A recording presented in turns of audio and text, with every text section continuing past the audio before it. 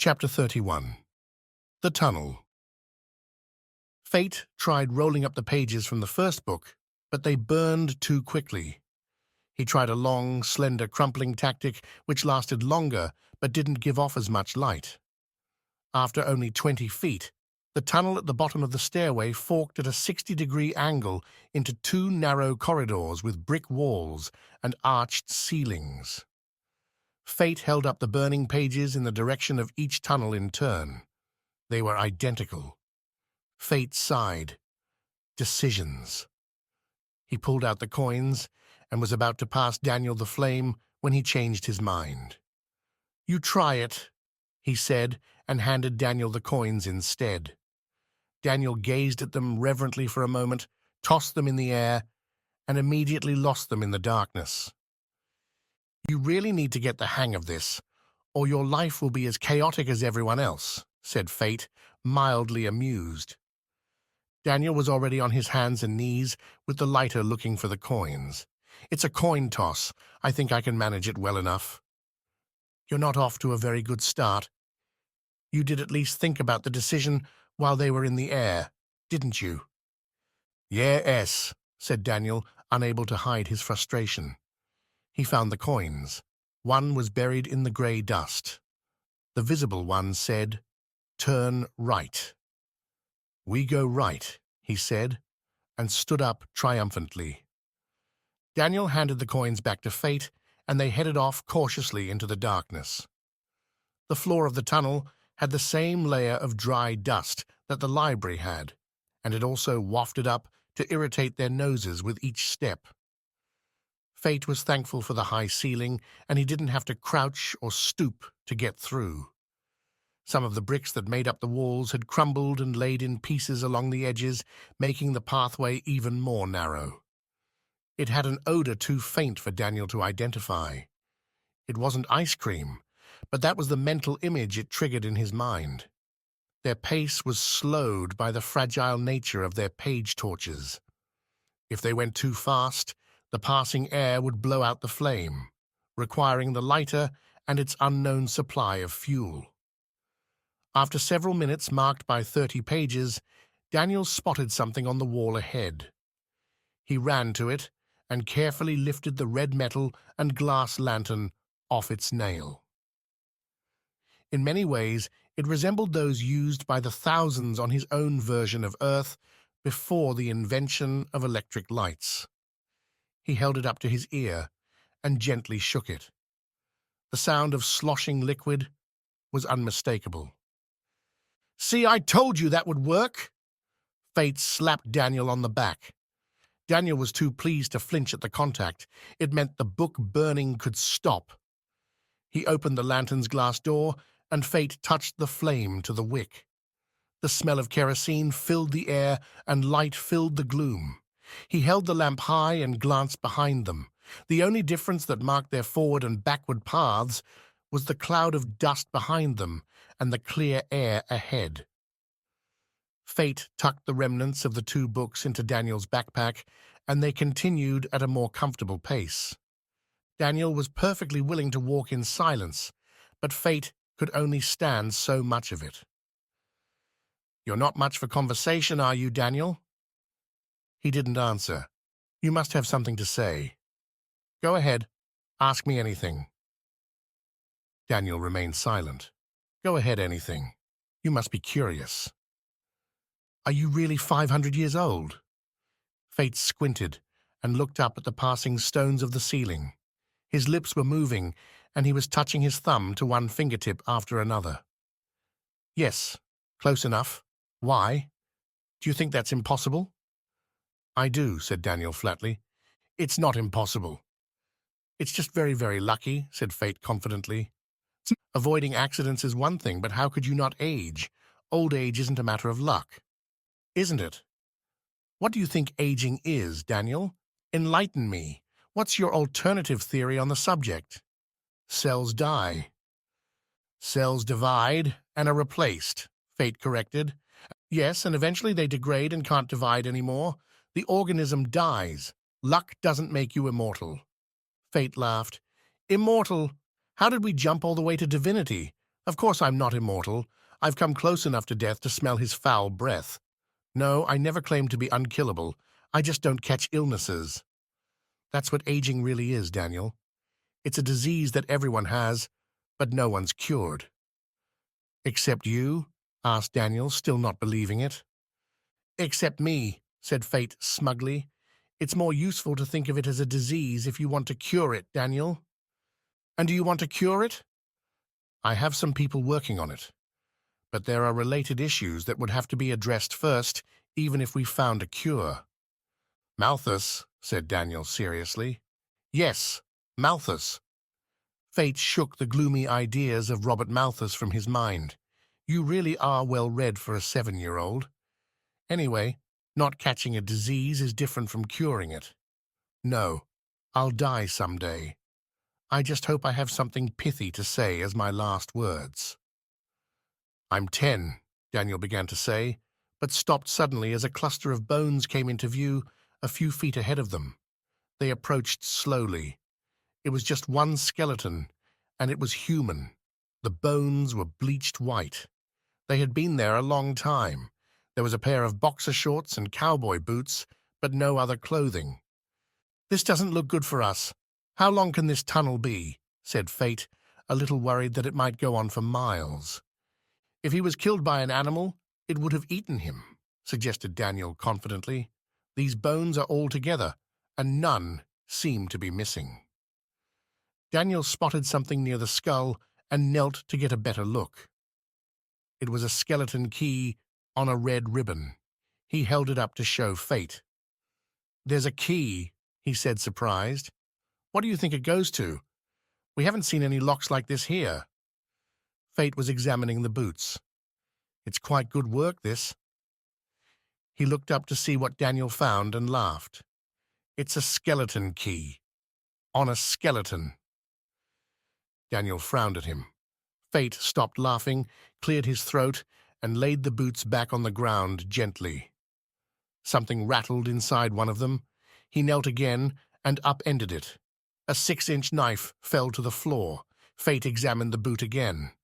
Oh, that's very clever. A sheath for a boot knife, he chuckled, built right in.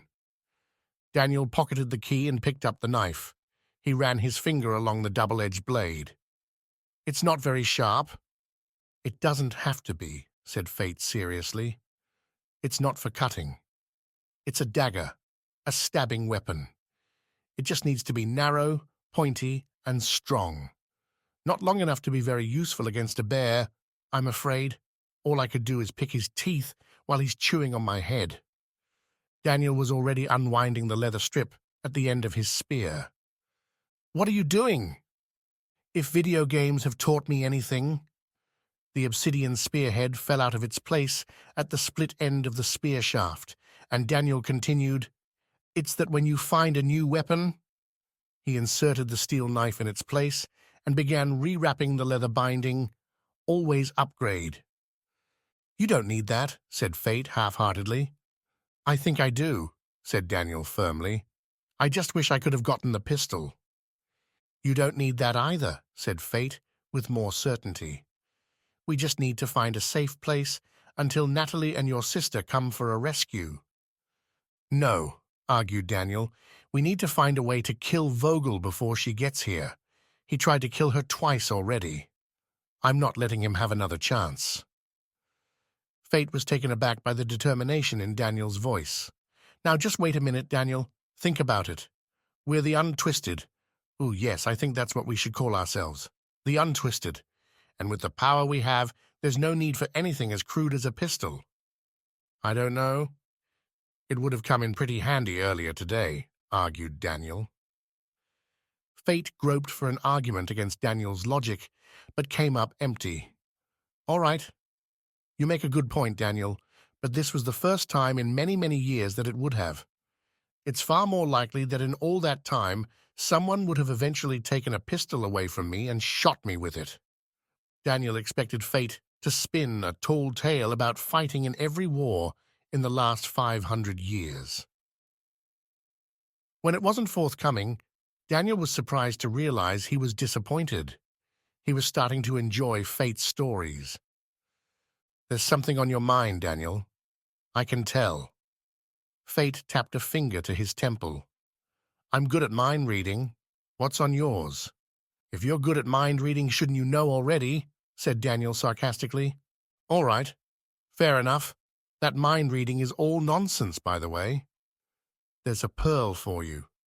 What were you going to ask me? You said you didn't want to get shot. I was curious if you were ever in a war, said Daniel. Wars? No, I was thinking of tavern brawls and unexpected husbands. No, wars are a different matter altogether. The thing to do when there's a war is to look too old to draft. He smiled and stroked his beard, which was beginning to show dark roots beneath the silver whiskers. Daniel was surprised by this and a little disgusted at Fate's attitude. He thought of his parents who had met in the Navy and spoke of it often. Most people are proud to serve, he said almost reflexively. Don't you think anything is worth dying for? I'm sure there's something out there worth the trade, Daniel. I just haven't run across it yet, said Fate brightly. Daniel finished his work on the spear and stood. They looked down on the quiet bones for a moment, neither one speaking. So, if it wasn't animals, said Fate seriously, that leaves what? Suicide. That doesn't seem very likely given the location. No, said Daniel in agreement, but he could have starved or died of thirst. We don't know if that door opens from this side. We could be trapped. Lovely thought, Daniel. Did you happen to bring any of the mystery jerky the Standrills gave us? Do we really need to keep calling them that? It seems disrespectful, said Daniel as he shrugged off his backpack. They moved down the tunnel away from the bones and sat for a rest. What would you like to call them? Asked Fate idly. Daniel found the salted and dried meat wrapped in a thin leather package. They tasted it. I don't know, said Daniel thoughtfully. Mandrillus erectus seems too much. Moaned Fate enthusiastically. It tastes like venison. Oh, that takes me back. I haven't had that for an age. I used to get it all the time. Not so much anymore. Can't get it in restaurants. Time was you could order it in any roadside tavern. It seemed to go away as soon as the railroads came. Before he could stop himself, Daniel clicked his tongue disapprovingly. What? You still don't believe me? Asked Fate, amused. I'm sorry. It just seems like if you want people to think you're 500 years old, maybe you shouldn't go on and on about it all the time. It's like you're trying too hard, said Daniel, as if it were a question. Fate bit off another tough bite of jerky. I'm usually pretty evasive about it, actually. Maybe that's why I'm so chatty with you. I've been keeping it inside for too long. It's good to have someone I can be completely honest with. It's just very hard to believe. We've traveled to a different universe, Daniel, chuckled Fate. What's my age compared to that? Daniel thought about it for a moment. But that's a non sequitur, isn't it? One thing has nothing to do with the other, said Daniel as he felt around in his pack for the water. He found it and untied the strand of leather that held the narrow end closed. A non-what? Chuckled Fate. Look, all I'm saying is that there are things that you thought were impossible. That aren't, Daniel. Daniel held the leather pouch above his head and positioned the opening above his mouth. Water dribbled at first and became a stream. Does that batch taste any better than the first? Daniel swallowed twice and offered it to Fate. No, this is worse. The mandrills probably know a better place to fill it. Fate held up a hand. I'll pass. I'm holding out for some wine. Whoever built the library in these tunnels must have had wine. That's the order of things. First, you invent wine, then you invent writing and libraries, after you wake up. He raised his voice and called into the dark gloom of the tunnel. It certainly would be lucky for me if we found some wine. Daniel smirked and pondered the idea of living for 500 years. He slowly shook his head. So, what does a 500-year-old man do all day? Well, Fate sighed. I'm currently... No, wait. I was traveling the world in the focused pursuit of everything. I was also petting strange dogs as much as possible. He laughed, and Daniel frowned. Come on, said Fate. Let's keep moving. As he stood, his body briefly blocked the lantern, and Daniel spotted something in the tunnel ahead of them. Is that a light ahead? He said with excitement. Fate held the lantern behind his back and squinted. It is. They ran toward the light for a few paces before Daniel caught himself and shouted, Wait! Fate stopped. What? What's wrong? If light's coming in, that means there must be an opening, said Daniel seriously. Exactly, we can get out, said Fate with excitement. Doesn't that also mean that things can get in? Asked Daniel weakly. Fate thrust the lantern toward the ground and saw nothing but the same dusty tunnel floor. I think these odd J-shaped tracks are from snakes, said Daniel grimly, pointing to the floor. Don't worry about that, Daniel, said Fate bravely. We're the untwisted. Nothing can harm us now. Daniel thought he could see uncertainty in Fate's expression. Are you sure about that? There are two of us. Maybe the effect cancels out. I don't see why it would. Perhaps it even doubles. They cautiously stepped closer. The light ahead was more distinct. It was coming from a spot where the tunnel had collapsed. Below the hole was a chest-high jumble of broken stones and bricks. A few stubborn plants sprouted among the debris. It was clear there would be no continuing down the blocked tunnel. Whatever it led to would remain a mystery. Daniel stopped and bent down to pick up something that looked to Fate like a bit of clear plastic. Daniel untangled it and followed the long, translucent tube of discarded snakeskin until he found the tip of the tail. It ended in a hole the size of his finger. Fate had stepped back as soon as his brain registered what it was. Daniel showed Fate the hole in the tail. Yes, said Fate with mock seriousness. Thank you. I have plenty of snakeskins already. You keep this one. Daniel rolled his eyes. I'm not keeping it. Look, the tail's missing. Do you know what that means? What tail? Aren't snakes all tail? Asked Fate. A rattling sound broke the silence briefly and ceased as suddenly as it began. That's how they grow the rattles, explained Daniel. One shed skin at a time. Well, that explains Cowboy Yorick back there. Not murdered after all, said Fate nervously. Just allergic to snake venom. Aren't we all? Oh, I get it. Very funny, Daniel said dryly and switched to a whisper. And we should be quiet. Ha!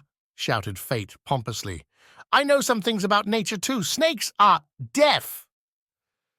Hundreds of bats released their grip on the ceiling behind them and rushed past toward the wan light of dusk shining through the gap. Bats, on the other hand, have excellent hearing, said Daniel in irritation after they had all flown past. Yes, thank you for that, Daniel. Shall we proceed before they decide to come back? We could, but they won't come back until daylight, along with the snakes. There could be anything out there at night, and we would probably get lost. No, we wouldn't, argued Fate. Not as long as we have the coins and our lines are untwisted. But your point is well taken. This seems as good a place as any to get some sleep. We can take a peek outside in the morning before the snakes, the bats, and the whatever else's come back. They sat opposite each other with their backs against the tunnel wall and propped their elbows on raised knees to avoid touching any more of the filthy floor than was absolutely necessary. Daniel smiled, pleased that he could now identify the odor that had grown stronger as they neared the bats. It was ammonia from their droppings. His parents used to take Daniel and Madison to an ice cream shop which always smelled faintly of an ammonia-based cleanser. Every metal, tile, and glass surface in the shop sparkled. It was the cleanest place Daniel had ever seen. Fate closed his eyes, but couldn't sleep. Hey, how are things with your sister and Ryan? Daniel shrugged. Fate opened his eyes to see if Daniel was still awake. They're a couple, you know. They just haven't admitted it yet. I know, said Daniel quietly. So what's your opinion on that? Fate pressed. Daniel shrugged again. He's all right. Keeps asking me to go fishing with him. Fate chuckled. That's great. I think you should go. You'd have fun. I hate fishing, said Daniel flatly. It's so boring. Daniel, chastised Fate, it's not about the fishing. And yes, it is boring. It's about spending time together and getting to know each other. Now listen to me very carefully, Daniel. I want you to promise me that you will go fishing with Ryan when we get out of here. If we get out, said Daniel darkly. Of course we'll get out, said Fate optimistically. We're the untwisted. Nothing can really harm us, even here. If you go fishing with him, he might let you drive his jeep with the doors off. That's quite good fun, that. Daniel laughed. I can't drive. I'm only 10. Oh, don't worry about that, Daniel. You won't get a ticket now that your lines are untwisted, although you may have trouble reaching the pedals and steering at the same time. Daniel chuckled again, imagining bobbing up and down in the driver's seat of Ryan's jeep, alternately pushing the pedals and peeking over the wheel to steer. That does sound like fun. Daniel's mind went quiet for the first time in months. Although they were in a strange place and danger was all around them, something about Fate's presence calmed him, as nothing else could. Fate closed his eyes again and began muttering slowly in an effort to fall asleep. I miss my hotel beds, and cool, crisp hotel sheets, and soft hotel pillows, and hotel bars, and hotel barmaids with soft. He raised one eyelid to see if Daniel was still awake before he finished with dispositions.